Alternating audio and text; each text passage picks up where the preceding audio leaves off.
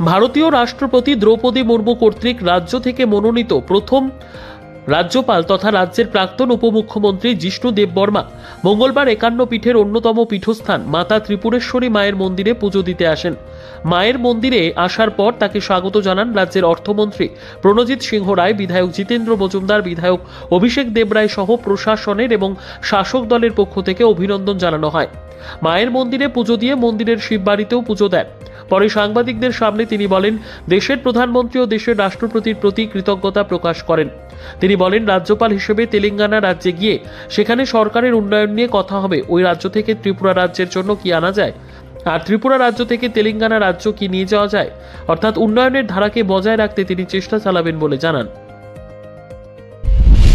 আমাকে কাজ দেওয়া হয়েছে, তাই আমাদের সম্মানীয় প্রাইম মিনিস্টার আমাকে বলেছেন সেখানে যাওয়ার জন্য, কাজ করার জন্য। তো ওটা অভিজ্ঞতা হবে আমার জন্য। আর ত্রিপুরার জন্য ওটা উনি প্রথমবার এই ত্রিপুরার লোক একজন রাজ্যপাল হচ্ছেন বাইরে গিয়ে, সেটার গর্ব কিছু আমার জন্য নয়, ত্রিপুরার জন্য।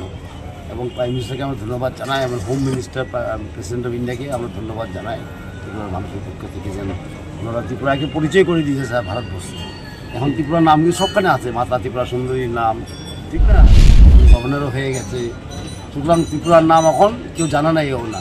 আমরা যখন যুবক ছিলাম ত্রিপুরা কোথায় বললে আমরা আসামে বলতাম, এখন ত্রিপুরা বললে ত্রিপুরাই জানে মানুষ, ঠিক। মোদিজির কৃতিত্ব বেশিরভাগ। দীর্ঘদিন ধরে আপনি ভারতীয় জনতা পার্টির সঙ্গে ছিলেন, যে জায়গায় আপনাকে রাজ্যপাল করা হয়েছে সেটা কংগ্রেস শাসিত রাজ্য, তো সেই জায়গাতে কাজ করতে কোনো অসুবিধা হবে কি মনে হয়? না, আমরা ডেমোক্রেসি সবখানে একখানে শাসন, এরকম পার্টি শাসন করতে চাইনা না তো, ঠিক না। ভারতবর্ষ এরকমই বিভিন্ন কালচার, বিভিন্ন সরকার, বিভিন্ন সব কিছু, সেটাই তো ডেমোক্রেসি না। এটা কি বলে ডেমোক্রেসি? একদম। কেন্দ্রে ভারতীয় জনতা পার্টি সরকার আসার পর প্রথম কেন্দ্রীয় প্রতিমন্ত্রী পেয়েছে রাজ্য, এবং আপনাকে দিয়ে পেয়েছে রাজ্যপাল। তো এটা কি ত্রিপুরার জন্য একটি অন্যরকম বার্তা, কি বলবেন? একদম, আমি বলেছি ত্রিপুরাকে সারা এইগুলো এখন সারা ভারতবর্ষ চিনে। প্রতিমন্ত্রী হয়েছে, প্রথমবার কেন্দ্রীয় মন্ত্রী ত্রিপুরার থেকে হয়েছে, মোদিজির আমালি, এবার রাজ্যপাল হচ্ছে, ঠিক না। পদ্মশ্রী আগে কয়টা ছিল? একটা দুটো। প্রথম দত্ত আমার মনে আছে, আমাদের যখন আমরা যখন বয়স কম ছিলাম তখন। আজকে 5-6টা কী বলে পদ্মশ্রী আছে। তো ত্রিপুরাকে একটা হাইলাইট করার জন্য একটা চেষ্টা ওনার মনে সবসময় থাকে, সেটার জন্য আমরা খুব কৃতজ্ঞ। এবং তেলেঙ্গানাবাসীদের জন্য কি চেয়েছেন আপনি? নিজস্ব প্রতিনিধির রিপোর্ট, দুরন্ত টিভি।